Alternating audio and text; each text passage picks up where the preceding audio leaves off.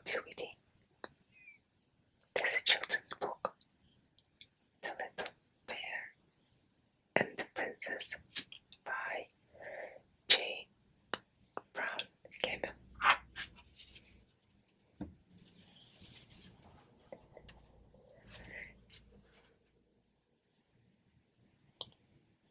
It has a script to Taya, Ron, and Emmy.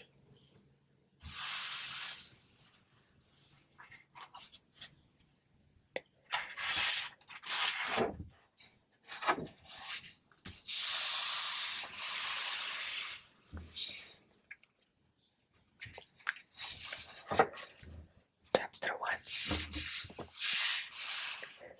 Once upon a time, though not so very long ago, there was a lucky little bear called Nicky.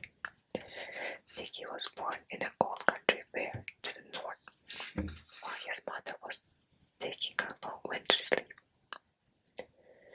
The mother bear had gone into a dark cave deep in a pine forest when she first sniffed the coming of snow, and there she had slept for many months. Nicky was born in a cave in January, when the outside world was white and deep with snow. Many times each day and night, Nicky's mother woke up to look after her little cub.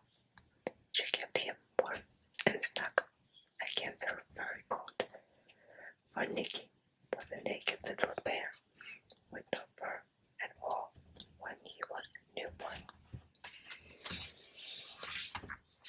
He was no bigger than a kitten then, and you could have held him in your own 2 hands. His eyes were shut too, like a kitten's eyes when it's born, and they would not be opened for about 6 weeks.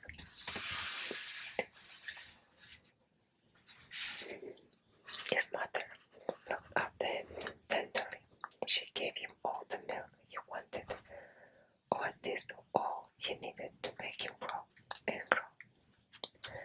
And of course, she told him he was the finest little cub she had ever seen, just the way mother bears do. Nicky was lucky to have a mother who took such good care of him when he was so small and helpless. He was lucky too to have all the everyday wonders that he was born with. He had eyes he would see with just as soon as they opened. He had ears to hear with, a nose to smell with, a mouth to eat with, and how he did eat. He had 4 soft, prickly paws and funny other wonders, all waiting for him to learn how to use them. Nicky was most wonderfully planned and very neatly and strongly put together.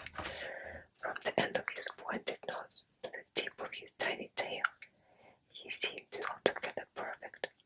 Yes, Nicky was a lucky little bear. Chapter 2. By the time the winter snow began to melt, Nicky had a furry coat of his very own. It was soft and warm and most becoming. It fitted just as if it had been made for him, and so it had. And wonder of wonders, it was a coat that would grow as fast as Nicky himself, and that was very fast. As winter turned into spring, Nicky and his mother were awake more of the time. The mother bear would lick her cub's furry coat and her own as well, and both of them would stretch and sniff and yawn, and then turn over and take another nap. But Nicky was not always ready for another nap. As you grow bigger and more attractive, he was often more eager to play than to sleep. Of course, his mother played with him now and then, tumbling him about and pretending to wrestle with him, but soon she would stretch out to rest Then Nicky would play the game of making tunnels under his mother's fur and climbing all over her as if she were a shaggy heel. Sometimes his mother didn't like this game, for she was sleeping. She hadn't yet heard the call of spring telling her it was time to leave her winter home.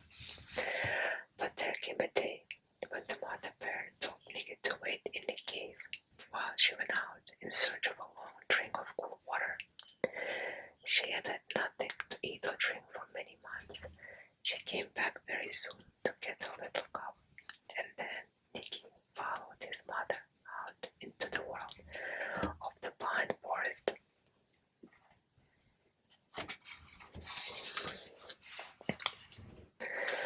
At first, Nicky was a bit unsteady on his legs.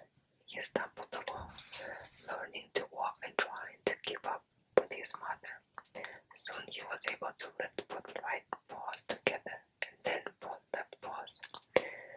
The way all bears do, Nicky must have felt very big to be outdoors, taking a walk with his mother. The pine needles on the forest floor made a soft carpet to walk on, but in some places the ground was too rough or too steep for easy walking, and Nicky found it hard to climb over such a thing as fallen logs. The mother bear dug out a nest of ants from inside a rotten log for their first meal in the outdoors. How good they tasted to her, but Nicky wasn't so sure he liked them. Then his mother showed him how to turn over a stone and uncover the fat, juicy crumbs that lived under it. Nicky was learning fast how to look for things to eat on his first day in the forest, and he was still getting enough milk from his mother to keep him as frisky and playful as ever. But he had no one to play with, for the mother herself was very hungry and a little weak after going so long without eating. She needed to spend most of her time searching for food and teaching Nicky to find food for himself. Nicky was curious about everything his mother showed him as they walked